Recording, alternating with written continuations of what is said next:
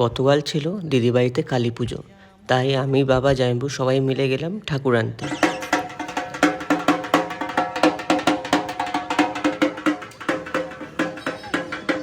এরপর বাবা আর জামাইবু মূর্তিটা নিয়ে আসলো আর দিদি বরণ করে নিল।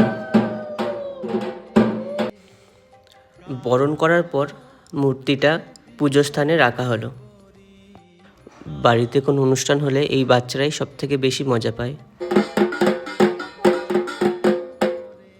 এরপর সন্ধ্যে 6টায় খাবার তৈরি হচ্ছিল, তার মধ্যেই ঠাকুরমশাই চলে এসেছিল।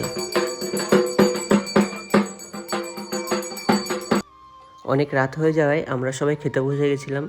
খাওয়া দাওয়া কমপ্লিট করে সবাই বাড়ি গেল, কিন্তু আমি ছিলাম কারণ যজ্ঞ এখনও বাকি ছিল।